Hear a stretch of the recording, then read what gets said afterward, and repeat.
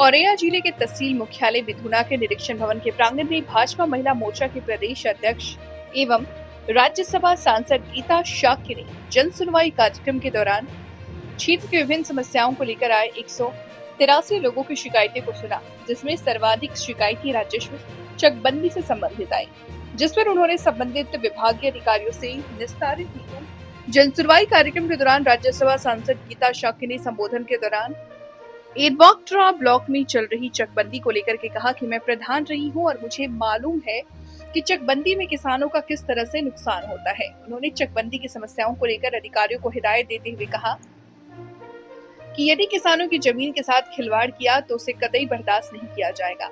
उन्होंने साफ तौर से कहा कि यदि कोई मामला संज्ञान में आया तो वो स्वयं इसकी शिकायत प्रदेश के मुख्यमंत्री से करेंगी।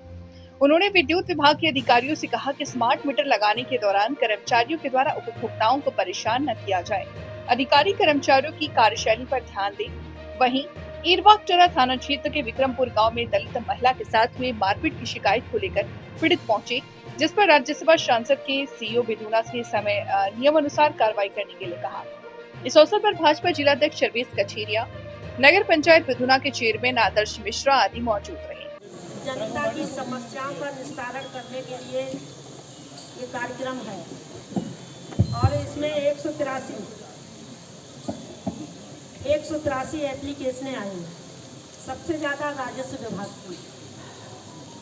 और ये मुझे कहने में कतई संकोच नहीं कि पूरे ज़िले में सबसे ज़्यादा अगर जो राजस्व के मामला है तो बिधुना तहसील में, क्योंकि पिछले समय से लगातार मुझे लगता 50 वर्षों से मुझे लगता कि देश आज़ाद होने के बाद से लगातार सबसे ज़्यादा समस्याएं यही होती है। यहाँ किसी की ज़मीन कोई बेच देता है तो फिर भी बहुत समस्याएं। जब सबसे पहले लगाई थी जन सुनवाई या तहसील दिवस होती थी तो बहुत ज़्यादा राजस्व की विभाग की समस्याएं होती थी, लेकिन धीरे धीरे जिस तरीके से तहसील में तहसील दिवस की सुनवाई या हम लोगों के माध्यम से जिस तरीके से सुनवाई होती है, समस्याओं का निस्तारण हुआ है।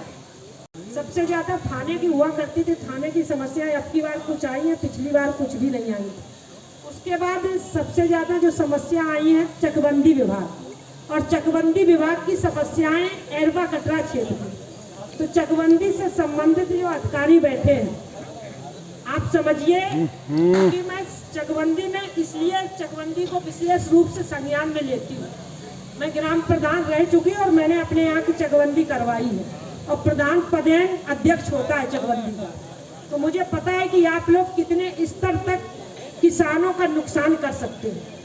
कोई अगर जो सबसे पहले का आप नुकसान वही कर देते, जब नक्शा बनने सर्वे होने आता है तो उसी में आप नुकसान, किसान जो बिना पढ़े लिखे हैं जिनको नहीं पता है, आप वहीं पर उनका नुकसान कर देते हैं। और उसके बाद मालियत में आप नुकसान करते हैं, जिसकी 90 पैसा से लेके जो गांव के किनारे की जमीन है या सड़क के किनारे की जमीन है, उस पर 90 पैसा से लेके 1 रुपया की मालियत लगती है।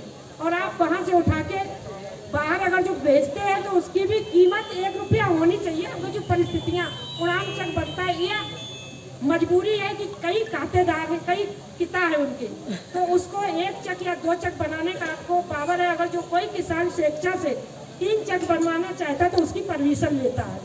और यहाँ तक पता है कि ये कोई सीओ है वो बहुत ज़्यादा डिस्टर्ब करता किसानों को। आज के बाद हमें समस्याएं ना मिले, और समस्याएं मिलेगी तो मैं सच बता रही हूँ, मैं आपकी शिकायत खुद मुख्यमंत्री से लेके जाऊँगी, मैं लिखित शिकायत दूँगी। आपका नुकसान हो जाए तो मैं जिम्मेदार नहीं, इन सबके सामने मैं कह रही हूँ। तो इसलिए चकबंदी विभाग संवेदनशीलता के साथ, क्योंकि ज़मीन एक ऐसा मामला है, किसानों के पास ज़मीन ही होती है, उस ज़मीन से अपना पालन पोषण, बच्चों को पढ़ाना, रिश्तेदारी, सारा कुछ उसी से करता है।